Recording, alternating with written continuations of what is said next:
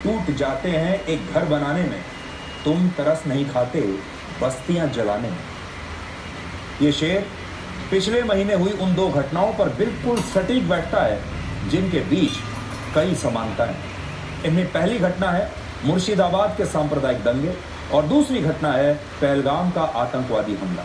अगर आप इन दोनों घटनाओं की टाइमलाइन को आज डिकोड करेंगे तो आपको पता चलेगा कि मुर्शिदाबाद के सांप्रदायिक दंगे 11 और 12 अप्रैल को हुए और पहलगाम का आतंकवादी हमला इसके सिर्फ 10 दिन बाद 22 अप्रैल को हुआ। इन दोनों घटनाओं में सबसे बड़ी समानता ये है कि जैसे पहलगाम में हिंदुओं को चुन चुन कर मारा गया, ठीक वैसे ही इससे 10 दिन पहले पश्चिम बंगाल के मुर्शिदाबाद में भी हिंदुओं के ही घरों को चुन चुन कर जलाया गया।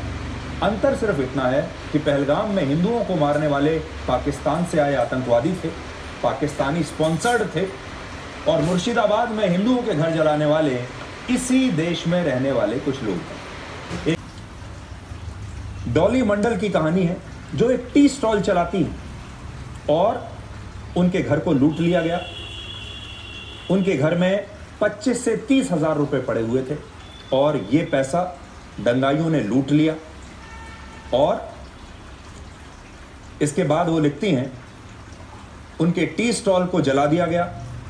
उस टी स्टॉल में एक फ्रिज था, 2 गैस सिलेंडर थे, एक सीलिंग फैन था, वो सब लूट लिया गया और नष्ट कर दिया गया। उसके बाद देखिए एक और हैं श्यामचंद मंडल, उनके साथ भी यही हुआ। 70,000 रुपए उनसे लूट लिए गए। उनके कुछ सोने के गहने थे घर में जो रखे हुए थे, वो लूट लिए गए। टोटल जो उनका लॉस है वो 70,000 का है, जिसमें 8,000 रुपया उनके घर में कैश था और उस कैश को लूट लिया दंगाइयों ने। सबकी कहानी बिल्कुल एक जैसी है। दंगाई आए, पहले उन्होंने इन्हें मारा, पीटा, हिंसा की, घायल किया बुरी तरीके से। उसके बाद इनके पैसे को लूटा और फिर घर में आग लगा दी। आग भी ऐसे लगाई कि एक भी घर अब रहने लायक नहीं बचा। ये लोग अपने घरों में लगी आग को बुझा ना सकें, इसके लिए पानी के कनेक्शन को काट दिया गया और आसपास के पानी के टैंक्स को भी नष्ट कर दिया गया। जो पानी की टंकियां थी उन्हें भी नष्ट कर दिया गया। Forces for their own protection. लोग कह रहे हैं कि पुलिस पर विश्वास नहीं है, बीएसएफ का कैंप हमारे इलाके में बना दीजिए या फिर कोई सेंट्रल आर्म्ड फोर्स को लगा दीजिए, वही हमें बचा सकते हैं। लिखा है साफ साफ, the West Bengal police did not respond. The villager of Betbona called at 4 PM on Friday and 4 PM on Saturday, but police did not pick up the call. Police तो फोन ही नहीं उठा रही थी। आगे ये भी लिखा है कि गांव में अब जो महिलाएं बची हैं, जो लड़कियां बची हैं, वो इतना डरी हुई हैं कि उनके परिवार वालों ने उन्हें वापस अपने रिश्तेदारों के घरों में भेज दिया है, क्योंकि वो अपनी बहनों को, बेटियों को, पत्नियों को वहां रखना ही नहीं चाहते, वो सुरक्षित नहीं थी।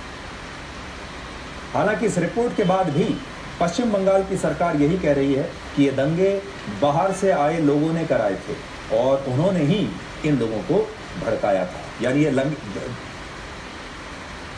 So what has unfolded in Murshidabad, pursuant to the violence which took place in April, is a report which shows the presence of outsiders who were the provocators and who incited those riots and the violence. What has also unfolded and is in the public domain, people have seen that leaders of political parties in opposition to the Trinamool Congress have delivered inflammatory speeches and had visited the district to further destabilize the situation.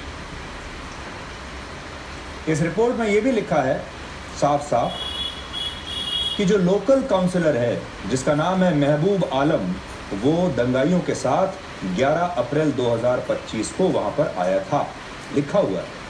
फिर ये भी लिखा है MLA is also present on Friday, he saw the vandalism and went away. यानी जो स्थानीय MLA है वो भी आया, उसने सारा दंगा जो नुकसान हुआ है वो सारा देखा और फिर चला गया। पर हिंदू धर्म के लोगों को ही निशाना बनाया गया या फिर इसके पीछे कुछ और था। बीजेपी ने भी पूछा है कि मुख्यमंत्री ममता बनर्जी दंगों में शामिल टीएमसी के नेताओं पर कार्रवाई कब करेंगी।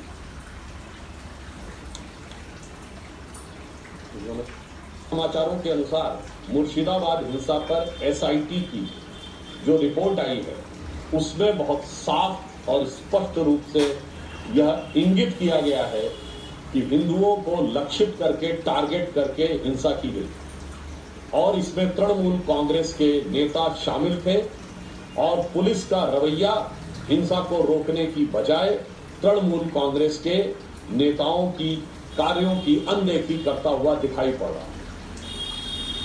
इससे एक बात बहुत साफ हो गई है कि हिंदू समाज को टारगेट करके उनके विरुद्ध हिंसा करने की श्रृंखला मुर्शिदाबाद से लेकर पहलगाम तक साफ दिखाई पड़ रही और जिस प्रकार मुर्शिदाबाद हिंसा में फैक्ट फाइंडिंग एसआईटी के द्वारा जो फैक्ट सामने आ रहे हैं, ममता बनर्जी जी की सरकार की हिंदुओं के प्रति निर्ममता और कट्टरवादियों के प्रति अगाध ममता यह दर्शा रहा है।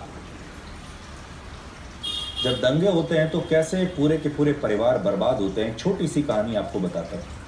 इसमें एक संजय मंडल थे जिनके परिवार को भी ऐसे ही बर्बाद कर दिया गया, घर को जला दिया गया।